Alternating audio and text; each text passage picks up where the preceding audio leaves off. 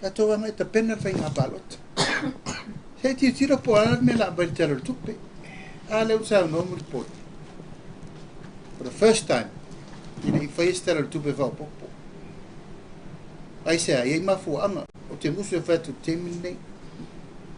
Ai na bese lo mato. Mato lo mo mo. Tasi na va nga na ina fai. Ya violea. Le mato fai atu. Por ta penanga la le alu temine ya na to si ma ta foi mo me le sui so vai no ma tu te la tu na fi le si sui o fa la time sa ma e tai fai tu malo ai so ma vai so ma ole o sa balinga na le ma tu na fai e mai mau fu le temi ale o ta to vai o le fio ese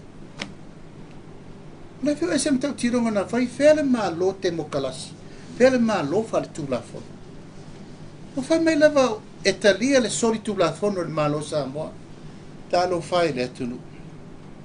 Ta lo fai le malo Samoa na fa wao fo po e tato matua. Wani. Le u tato wo fa pe. O e te fa fongo o te tano no is a rule of law. Never heard that again. The rule of the land la utara no iai. Mana ongor tangata la vaia. Mana su engol me lafi e tangata ia. Atia ai le whaavai mautu o Samoa e whaavai le tūla whono la na tūmala na nganu. Lei se mea. Whaftailo fionga I le taitai. O le fo I tū Peter Isilio na tō te leo le. Whainga malo le whatoto le tō Samoa tas whaftai o lo fasili. No walua na nafi e amata tu whapela o fasili. No walwan na fi le o nga pol maftanga fa le o nga ale vaenga fai fato anga fo ile laute avea ia o loa I fafo lau exporters commercial exporters no falongo ila o angi ai le tulea na e sauno mai nei ai se taimele umiatu le mechanization o fato anga I Samoa no falongo fo le ana na fi o lae o taunu umasini le whaftaia ia saina. Ai nalo ia ila ele fofonga o lea mta upon nafi. Lo sau o mea ia o le taimi o le sunga la ulen malitoa. Ai pita o leo te ila o whalonga tunei. O nai te sau no mai. Ele Italia, ele Capeneta, ele po le whanua le na tu e whai ei whaatoanga. Ele ia ngia la ia le mta upona nafi ona. E fōlinga mai o sesini nao whaafi tauli. Le ele fisili lena o sau mau. Talu. Sili el tolu tau sanga o e sa whaipo e alala fo I le no fo le minista o whaato anga whai ngā whaiva. Ma tau ma whai mai ma whapeo na si tia fo I ona tūlanga si la fio tātua tunu. I mea mai le atina e ina o whaato anga le tau amata mainga. Peitai. I le luafe lua sultasi. I wha maunga ia na whaalia e nafi. E wha se fulu containers pusa o loa whatoanga na ave I whafu, leo whai whatoanga Samoa. O I whaltausanga na soai, wana ale lufu lua. E lusu fulu. Wha solo mai a yala ia lea, wana ale fitu. O mai tausanga le nei a aperila, wana ale tasi container ave. O na fasilingi ai lea le to'atele nafi, aise a, le almafuanga. Ai o le tūla leo te wha longo tu nei, leisi wha awhita au, li nā leo e sau noa tonu mai a, o le whanua leo o le pāsia. Ai pe mawhai ona e sau noa mai, wha amata o amafu anga ia, ua pa u mai ai lawa I le wha se fulu pusa o loa. A leo whai wha anga, awe I whafu, I le na o le tasi tau sanga le nei. Wha amul mole. Tai me fsili, ta ua te le fsili, o te manatu leilua. Te manao ia sa o le leifa maungo containers. O te loa iai, in my mind, talu no tonu, leo te loa le leo wha ingo containers sa ate. Ang me mua na no tapa, tanga luenga, where are we? Ai manaia le tue siaki peo whainu mela. I tūlanga o le whasifuru, whasifuru mai lalo. O te le te ena lalo whina mele wa sa no mai why decrease? Yes, there was a study. It's going to be decrease. o le mafuanga tonu ana no tapena I mei am tapena leo o maltae o nei mua mantua fo I whataatau nua suale vanga whai tu tonu ai pa tu I le hola le whakasa I le RSE lepe whai tu toa ma nga ia I ova atu le 5 ono afe tangata o sao e le stala I ngā luenga whawai teinu na o malama le talanoanga sa matou faia manisi fo I lo ia ile to mai fa al agriculture fa mai ia te lauli we going to face a problem of labor force temi le ona le walanga o mortatu watu la matalono fa fo ngaluanga fa vai temi ai le ni se to ngalua ina le lawel ele we did prepare for that lona lua fa fita uli na o le asioki tangata fai ngaluanga ngolue ina fa to anga nana mori mau mai le fasu container I lua su container wato a tele tato labor force wo I a wole to isa fai mau ma ile latest il temi nei sulta sia fe ile sfuru lua su to lua fe fai no mela la wai fafo a fa tupi e tala noa ile I mean a fa lautele e lua se la le tolu se la tangata ili tu malo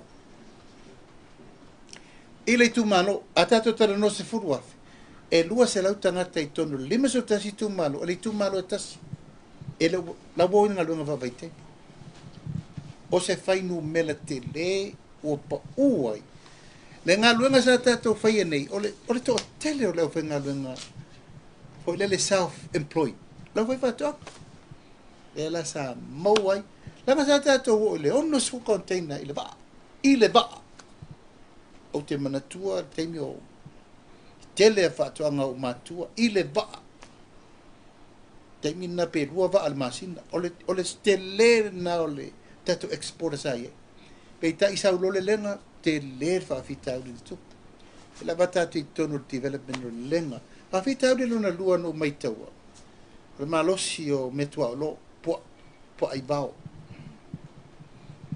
ia o tasi na polo keti na o vili tu ia lava le lave ino tato me fama e le no to si le tero nei pa aftai le FAO no tal sanga I mai le pua le tau no mai le lima so mo tupu mai le pua na mai ia tofu le tu malo o sa la ia pua al tato tau ma tau sa bla ma fa fia fo tono pa men ya male telela le mta pule wa tu lo lava e le fa tu sa lia le sao le malo I le lei se so soani mo le fai fata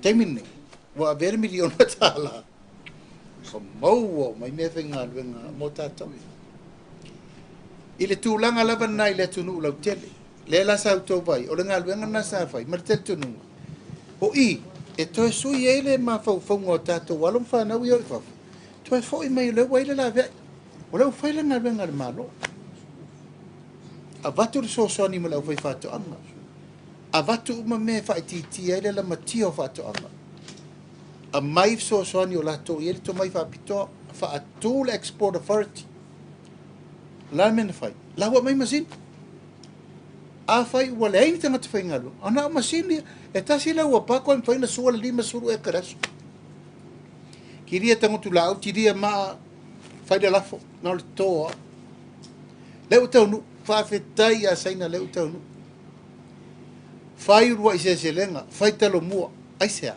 si to la langa le ma fa ngo tangata wona le va o tato fa nu o le ngaluanga lau tele na le lua sa fai ia to promote le tulanga le tu ngalu ai sa o ti Chris ma tu sa o le ia o le tala le no maua mai I le committee fa foi o le tato export authority wa le talia el capeneta tonu afe eka o le fanua ma masini ia wa mai e ma fai ai na o I la tou e le capacity e fai commercial farming ma commercial exporter e vei ulo I fafu e lau tau mai nei e tea wale se mea tau sao mai ia e tea wale te fono o le export authority e ma sui a wai wale talia Mana ia la to wa fio specially the export authority. Ya, tu langa le wa ia te mina nei. A o mafofonga umana na tutupu na wat. No over what to lo to tonu over I we had to make sure target le mele le wa target. Ya le fo la to o le riunga le wa ia nei. Wa le fa ia malo na tu te ave ia fa no fa ia le mele. Ya, o fa fita o na pe no mato fa ia tu. Ese me na pasia. Ese me la to fa ia fa ia. Le la to ali e bloketida. Te tau te fia fon fa pi atu sa no anga tai tu sai fo man tau pulen me tau fa to anga. Ia ai me se lava I mei o lo fa tau atu I fafu. O la fainu mela ia na mo mai nei le lipotiale a le ntanga luanga o tupe le awa le tau I le fai unga o Desema. O la fai o tato exports ia na tu fa singa e se laus fulu maleono milion tupe na mo mai ai. I fai unga le o lua fa. A o le au fai o imports le ana mai. E piliona lua se lau tol. A e tangola e fai le relationship I le va exports ma imports.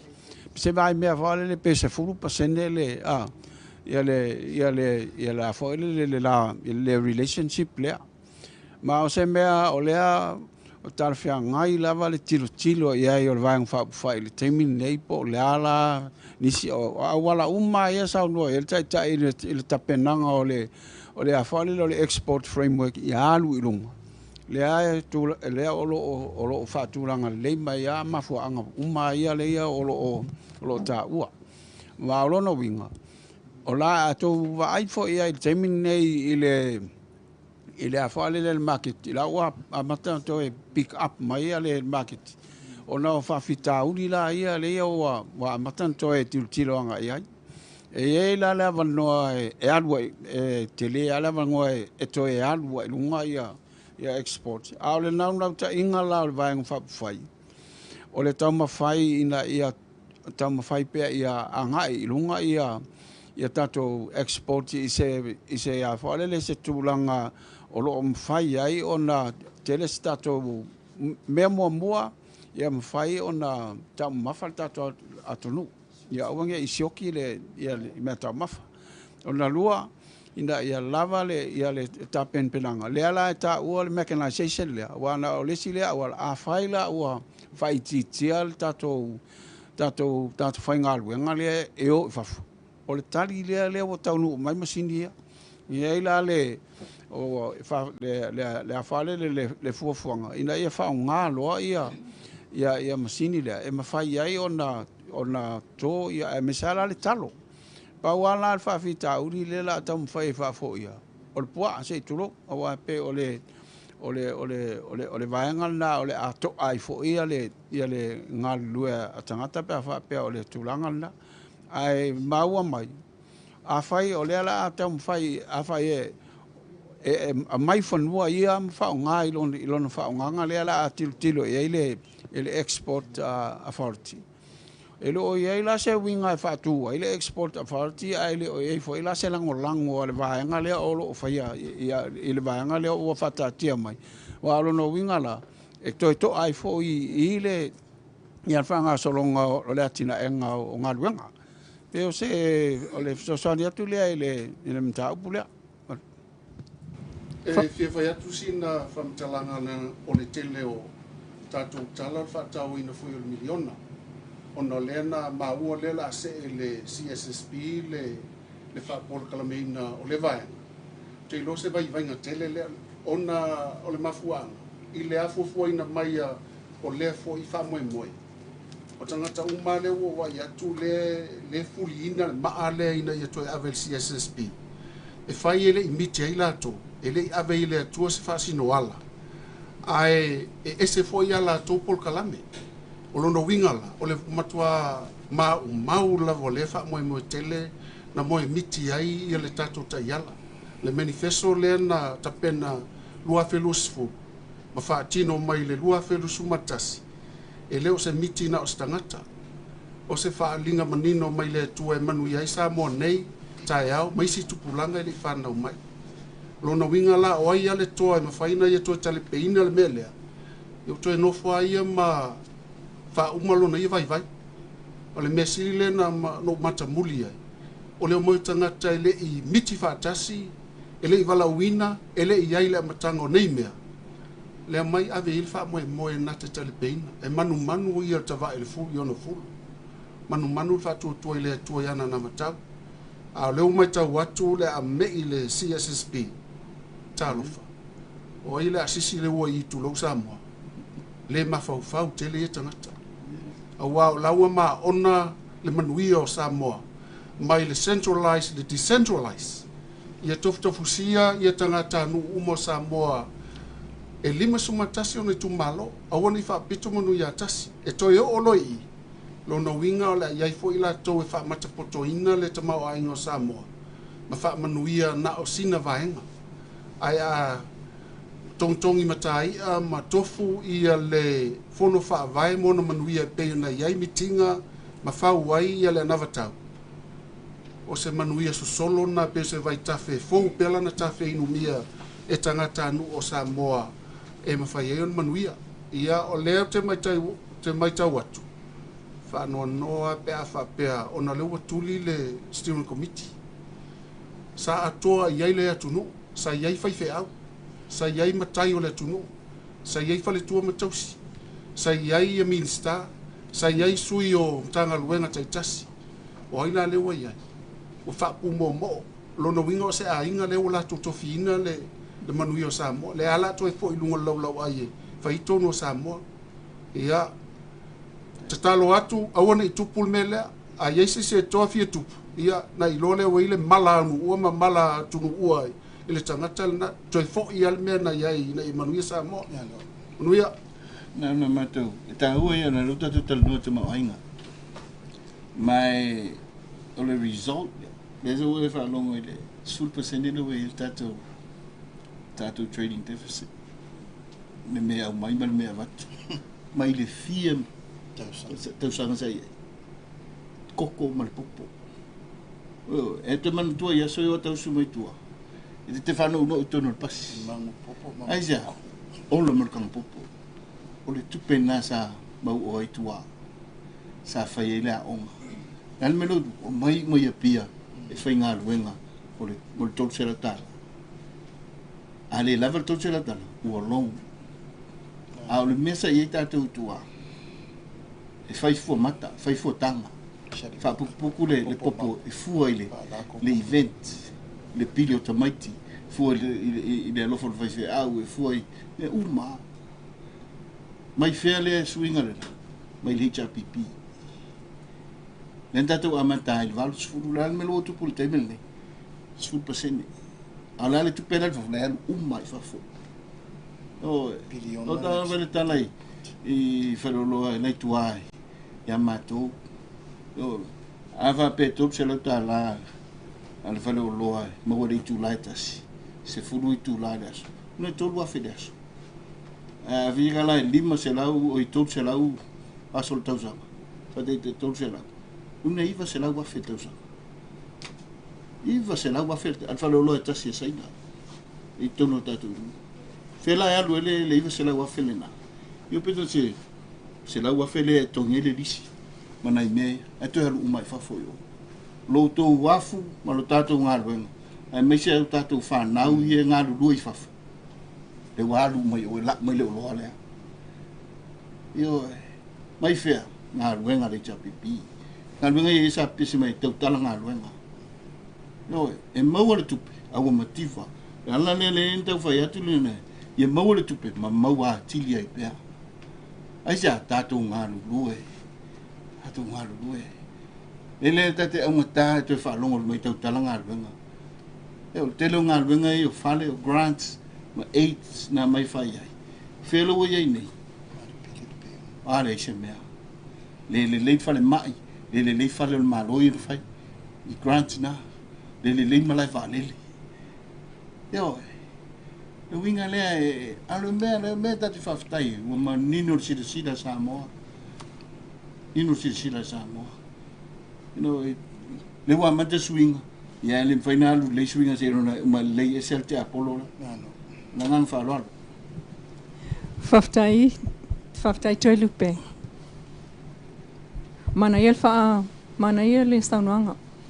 Ona tupo eila ia lea malesi manatu malesi fesili. I lau tala. Po lau saunoanga foi. O whenga ia lea 5 milionga i kausanga e fia wakuanga ia ngei. Lea o ai ngei kausanga. 5 miliona. Ai whaftai. O lea o mau atu. Lea asisime o tō toe besi pe pisi el temi nei na tapenanga al fainga palo tale o lo luma ina o to tapena iai ai to etuli loa tai lo silfa mol mole lo fionga tai I fa to anga a wai pe o le tua civil ava le o tamau ainga ona e tala mai le o fa ngo le pasi I oi nta to mai uma punga I lalo le va akal singi la so e punga I lungo kanga popo ya nga Kamia ele pase sei kamia ku ele so pase sei le siku ya ai ole fasili le ta mo fai atu fa mole lava I fa fitauli ole ave o lo I fafo ele fa fitauli onga le na ava I lunga se tasi fo utina e na te ave o lo I New Zealand Australia ma America olon fa fitauli ole tau o loa Pe matala e tanga I ei tau tāpenanga le whai nei whai ngā palota. Na ia tālo sangai pe e Iesef Sosania le malo e tu ititi ai. Le tau o loa e ave I fafo whamai aia. A whai ai ave ana talo nei I Amerika. E alu le lua vai aso o atu I o. Ia wa talo. Ia ai ele ngatala ele na ia wa ngau atoa le mele ave. Ai umane pe o se 5 afela na tupe alu le tongingo o loa e ave I fafo o vai lunga langa ngau le se me maua ai o te fia fasilia tula po tu ia ile tula na pe ato tula I mai e Iesef Sosani ave I le tawe ave ai o loa I fafo of time or fasili o le export authority o le lalo na vatau na fola le tulu it's in there e na vatau ale me le amatanga o le afa atu se la mo le export authority te usau noto e rupe o la tato me sa fai I nei fasu te usanga tato export o la tato me sa fai a uma loa taimi te tele o le estete mfatoanga te tele sa ye ka pungi le Copra Port ka pungi le Cocoa Port ka pungi le PMW sa mo produce market le sa tato ye ni o le tiu tele na le malo sa fai. O le fisoasoani tangata. O le mafuanga tonu na le mato o mailo te tonu tu e fatu lai loa lea le Export Authority. Aisea, e fisoasoani le malo exporters. E le ta tauna to e alu se exporter na o ia. E la lango le leile malo e lalo ai tangata nei le wha malunga government to government level approach. Contact. Whawhaingo fie red tapes o maflai ni bisida ma tātou. Whawhaingo fie le vau tātou ma Australia ma Amerika USDA. Au le situ. La wala ave whawhaingo fie me vai awhiti. E afraid tu malato. Tātou. Ia le stato vale. A wala umana. Accessible to market. Accessible to finance. Accessible ia mawhaina haru tangate lana vaenga ele taise lau e kar tangata. Haru na ia vai le commercialize, mechanize. Tato vai le whatete inga, le au tau apo tato le au whaf. Saro te tausu tau sango tōtonga apula. Ato vai ta fue o apu. Whapea. E harvest umai tausanga umma. La me le mwenta tau whai le koko. La me le mwenta tau whai le ulu. La me le mwenta tau whai ai I vanilla. Ma isi tato mea. That is commercialization. Mena lesa whai atu ai. Ele iai se ngā luenga le malo na tiai whaafasi whai. Le mtanga luenga o whātu ango le vitu le nao le tunu. Nan me sai tatu ana wa sa noa. E tasi le toile de mautu o le wala o papa nei tatu mai umai lapa. A o lalo, o le anga, e tumu I tanga popo. Tau te sa whawhai rungo anga o vae, e mail mele. Au so malpasi mai whare la tai e mangu popo waka me kia o ngā wawhai o mai male. Markau ngā popo whako avela. E o mai matanga toto mango ma mea uma. Sa fua mai whalolo e veni ma mea uma, sa iai uma I tono I tu malo taitas. Le I whaatau wa ina. ele na tia i le malo ale sa no le ota tasi le piliona tato import la tato export te tau feu la to ne te nei ai o le vitu o le tunu lan mesa ai tasi le sene o le ato leo lua sene o le akol koko lima sene o le ato le fala se fulu sene o le talo lima su sene o le fa o to vai ma fau tato matua na iai Samoa is an agriculture development nation len tato minerale len tato me umo tato o le ati nae o le ele a le o tato woi le lau tato tau mpoi nei o le ufi talo me uma nei waiwa ia fiti se tutul ma lo fiti tu ona vai fatoanga tato kia i mamaoa matua le popolea pawal mele fai ia nga o sapelua ma oso ma wil paelo o sole ia la ka fai ko me le ka ki ko la langa le mena na mafu ina ma wulta ma ai ngole tunu ai per tu langa na o le malo o te tatalo atu la o fianga te fono le export authority mal committee o wato te fa vai a fai wa mo musu le malo e lango le mele a nga i nu mai tu malo la te tele la tu ele e fai ni lisi e to fa tu la i meia ana le ma faina la to lore te le vai termine nei fitu se fulu container moa i le masina e tatou te tau mamawhai alan me len tau na i atu nei whanga moa al tangata ia whanga povi al tangata ia whanga pua ato tō mea ano o nā alo lea sa noanga lea leota prioritize momua ia lava le tamau ainga food security aua nei tatou o ma tatou paulia i le leaio se me tau mawhai le atu ya le tau mawhai atu nei ai talo sia wal tasina me lela ilalo le na batau le bang fau fai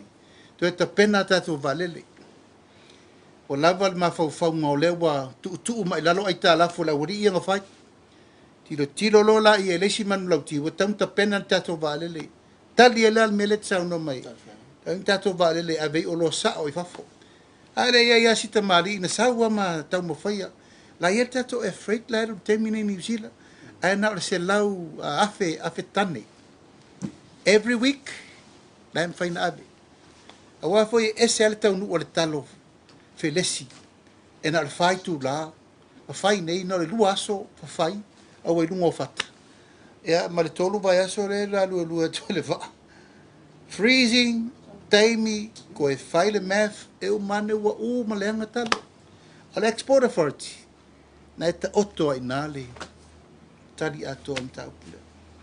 Ele tu fa pupu. Wai bea na wa le vana ngā committee o le manifest. Mai o le approach iam e le na o le whatoanga. E wai le atina ino a inga, a te ino whanau, a te ino a onga, tulanga pena, ina ia soifua ai. O ala le mere le watupu nei di fast food tau sanga le marulus food tau sanga. All of us are in with a loi. Rona wing or Shatina, it takes time. Nanga over Tassi, or so form of Tatangata. I just see the Tapenanga Matu, Tele, Meru, Tapuni, and then I will tato to Melia, Taruta, oh, yeah, Avili. We are going to have only to Oma. Avelin Tapena, all the too long of Fatuanga. There's a 2 for Inea Tato, you sapi university, in the too long of Fatuanga. O leo to iei se Fida College foi lele so ta iei le level le lalo le o haonga o le level le lunga i le universite i le tuto whātoanga le si le vaenga sa ta pena to tu ama tatou matu i ta ina suinga ia ia pe isi ia vaenga ti lo si le vai fai ino i le atina le ngata le tamau ainga ia ai te lele avanoa e to ia tina i tatou waonga na me se voi le mana. Ja, tato sirmoni mori. Oi, lata. Seva ia ilan to e fa popotu lava fo i saunga e winga i le mele o le pusa o loa ia o loa fa tau fafo. Ona ele ele ngata ile i fato anga a o isi fo i o loa.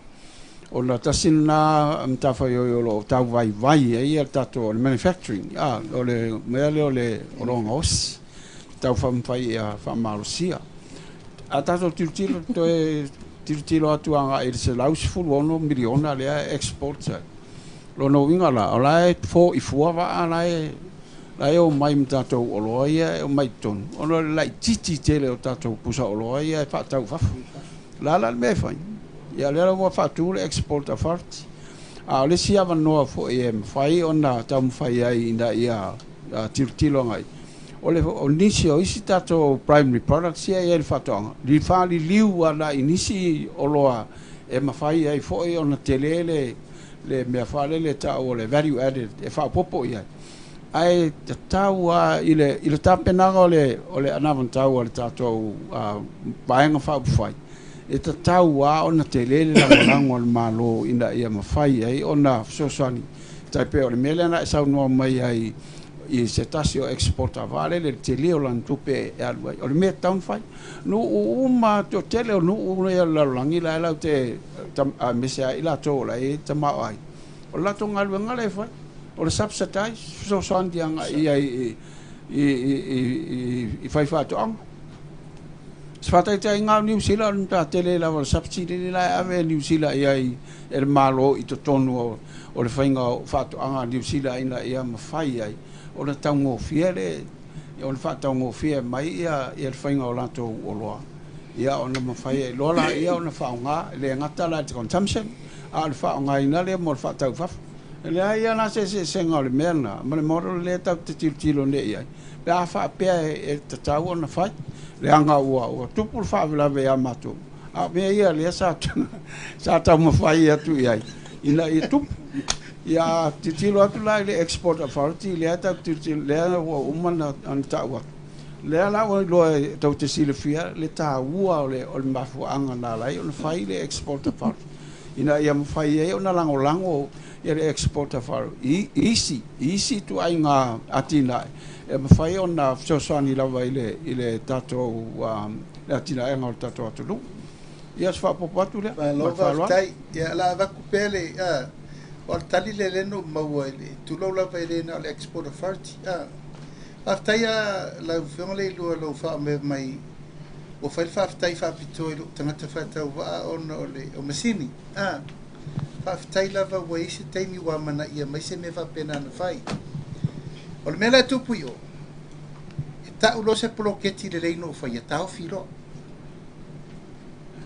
o le foi la wo vai tu la tangia le export authority langol mena mata lau ring o le poloketi la ta wai matou ne wo ese yo mai to fala vai mal fauto tango na tonu ale na matou male perepe o mo na vai tu tino o le feloto le ngai male le ango nganga i me fa pe ele la o tupo ele vala ai fa fetai o tama o se tala se tas te tala ne le packing house e lu tasi packing house fo sa vai ei se mea ei se vala o le se acknowledgement te tala le export authority le ei se acknowledgement a mai le pua le ei se acknowledgement a mai masini le ei se acknowledgement te le fa pe te fa tai mai mole tunu almena la umatila ta uloni poloketi ono tangata le uti le mai ono au ta pela no mena mata la uti ya auto si le mata utia le mota to uma e volato ti sa no mai sa no ngai le sa minister tupe le sa minister o RSE ya mato umani e fa pena se la ngone va tu sa poponga a va fonga mel fenga malo se fai o mele le yele tunu ai fai le ya la fai wi tu ya tu e fisi min faptai le i lo fionga male ma lo sa no i lo fionga ya me se foi o to fionga e pe ona sa no mal ta to pokala me ola ta fesili fi fesili tu le tu le tau so i fuanga o le pomoni ayo wa matua nga lala le tunu i le tau so i fuanga nei vai tau o le vo te mana tu ina ia le pokala me le fionga te ta ia le malo na sa no i te mai tai pale mi o le ata vale le tunu o le mo se tong ya pe na fesili il senga tu sta ale pomoni se pe ile o fele le o langona ina ila to ia le tunu le tulanga panga tia le ia le tunu ona tau so i fuanga o matua mo lunga o le se fa mama venga o le fesili lo fionga te fono o le se sila lo fionga ma lo to vanga pa pai le tau o soifuaga le ai mai se fainga palo te le loma nei o fia mapu le tunu ma le ngau falo ana whapea tulou lava i leo se si aitu ana o mal temini nei o le mātou te sa o leanga tonu mea uma te lea wha mama venga nā tau lai o lau te leo popole a se mea tasi le mele te sao no mai te are so comfortable to what they have temini nei a si sila len mātou to whane o mātou wane tau alanga mpolo keti uma mamatou tatao i le mea na tapena i le mafua anga na tapena. Ale no whai atu. O whea le tātou price control board. O lato tiute o i whala o loa. O mā lea si tai o loa. Whea le monitoring le nai te tau o nei loa ai.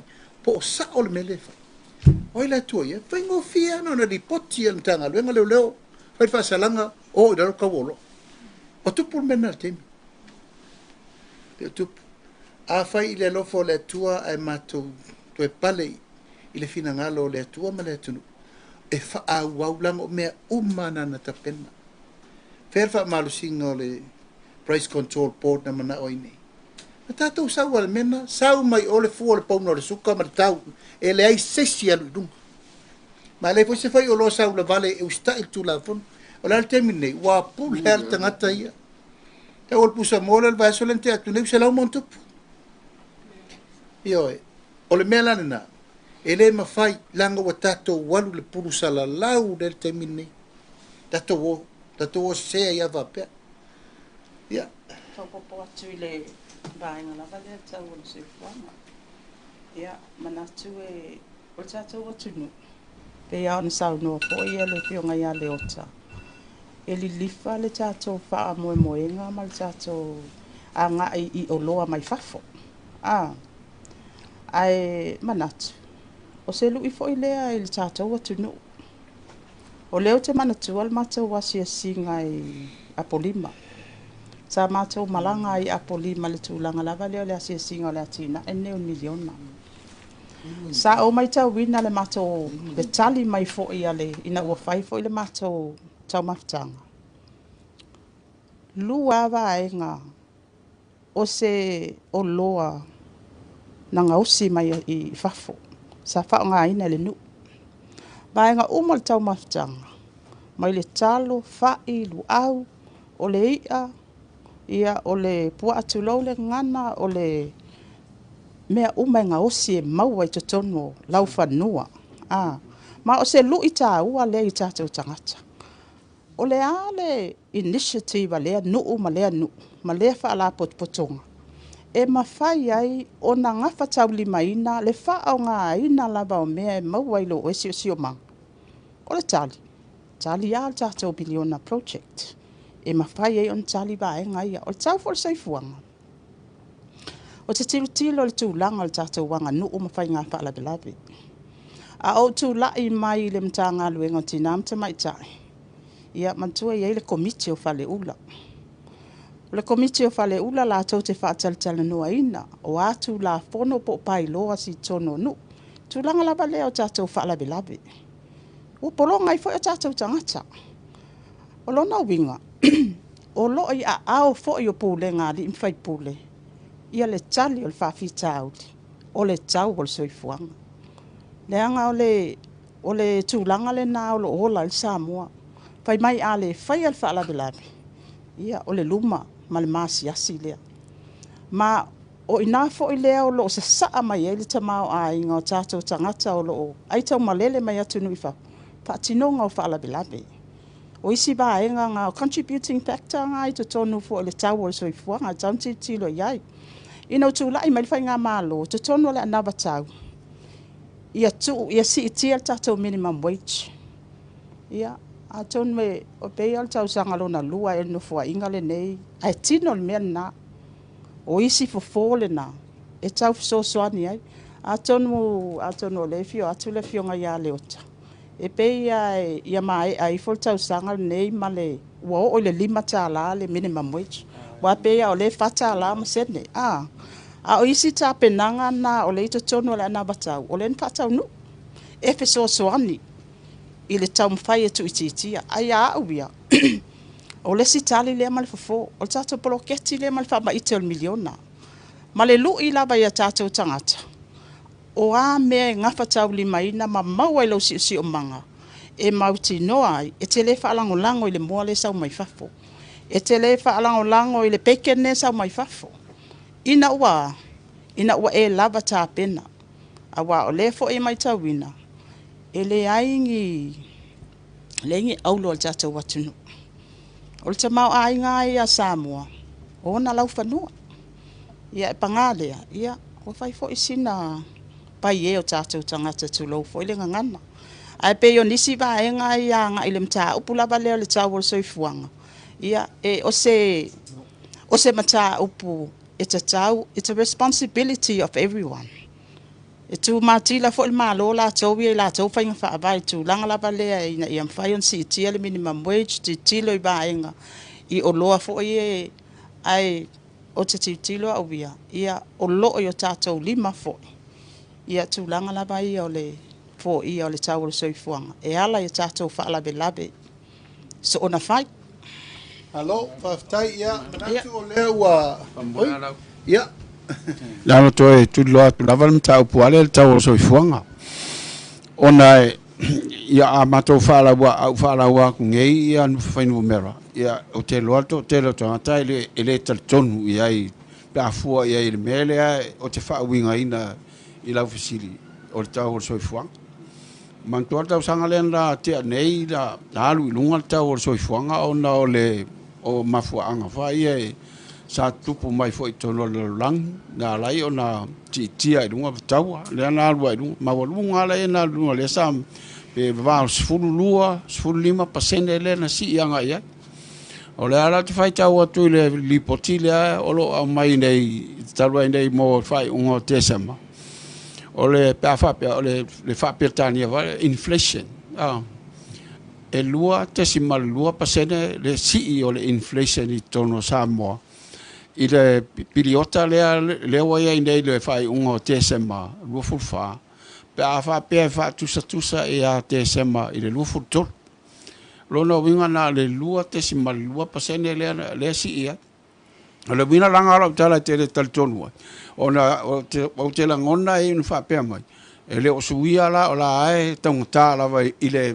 mawhauwhau o tangata ai a whapea fua atu ia I mea wai o le pa ue fua nga I o roa e la vea ai mea tonu I ai e isi mea e le o la vea tonu le fua a o le a fo e le o iai tonu le lisi o roa ia e a fo ele le taulia o la ile fauinga o le whaavaa ma le whaavaa o mea whapea. Ia o iai tonu o mea whai o mea I loa te tau na mana o mia le tangata. Le fuanga iai le tau soi fuanga. Ele o iai la le whaalawe lave ma mea ia whapea o le pinko ma isi mea whapea na whaea sao ngā tupe msua ngā tupe. Ele o iai tonu o le hawhalele o loa ia. A o te mana tasi na mea le efiso swani ia I maulunga o tau o soifuanga pēr na tā ua e fo ia le fionga ia muripola. I lo ua I lo ia o le lai titi o le taime te alua I wharo loa. O le lei fo le nā moe. Wa o no wingala o le tele la le taime. E la e whalonga rango iau wā lima. Te tangi I lima ina ia mwhai ai. O na wha lai titi o le taime e te alua I wharo loa. Pe o mesa sia wa umanta wat fo e nisi o lato o laulau o le mele o le fo o tu lalo o fala velave ya tu lalo le tau mafa o le mato mai tau wat fo el terminei e o le tulanga la o lo tatia fo tato so fo malo lo ina o tangata lau tele ya o nato telo e telefone ngaluanga tau na fai ana ia wa tu lalo le faro loa tu lalo malta mafa ia o isi ame ia so swani ia tato ina ia tau mafa ia fo ia le afale le tau o le soifuanga ia o le aulo ia fa mo le taimi o ia fo tono ngalu tono tanga luanga o le fa pe tanto si ile minimum wage le ia you like o i ulai le o te matuanga le fa pe tau to si ele min ma mo iti longa ma le fata la te mile ai tau na i lunga i fata la valu sfulu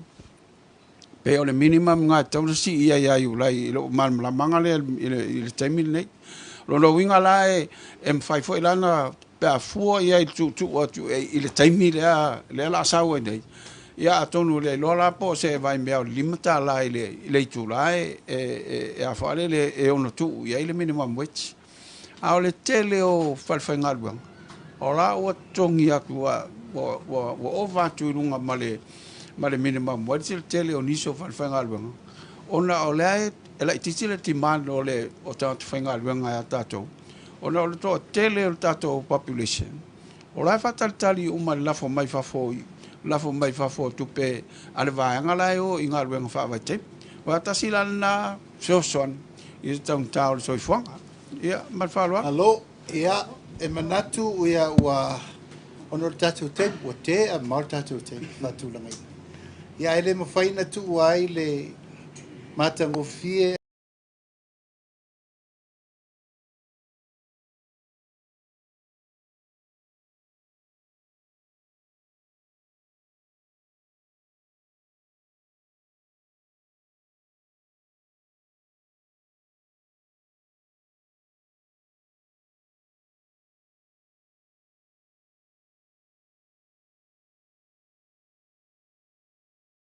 me se fole fata wai no to sili to fionga li ma tamai te tu stala velu leo fa ma fonga ta mo modi tatu lau nei o le 12 te tele no to wa fio mai ia mtala mai ao sa mo ma lau fa fonga mai e foi tu lau laso ia la to ti mata le penga tatu to fe loi le se tatu por kalame e le aspare le fo le vai se fo pe no fa mana tu atu o le vai so fo a mata inicio tatu por kalame le so lua fatal tanoina o tatu sui a wai ma tatu sui tau va morta pena ina o tatu whainga palota. Pe se palota la tamai, pol palota si. Mo le atu whafte tele, tapo inga mau, mai se foi whai se tulanga umolo tofu o le tangata malan tau tua le tunu. Mo le atu mātou whafte tele sa moa e lau tau tua malo. Mo le voi whaftai il pa iemala malu sa moa umolo i atunu mamao, whaftai mana tua mai peo le mātou tari mau i whanua. Me se lo tō lofa tūlai e le o mapu i se kone mo le aso. Ia, manuia lau whasau saunga sa moa mātou wha manuia atu. E usunga whono i aile lofa ma le angale leio le tua. O wā le tātou whono tele i a maua fina ngalo tā ua. Wāni fina ngalo e manuia le tātou tali sia. Manu tele ina lau whongamai sa moa le nei tūla le fiafi. Tātou talo i maua soifo lau le leiti riva tu i el tātou soifo manu emi fa soifo ia mai manuia le aso.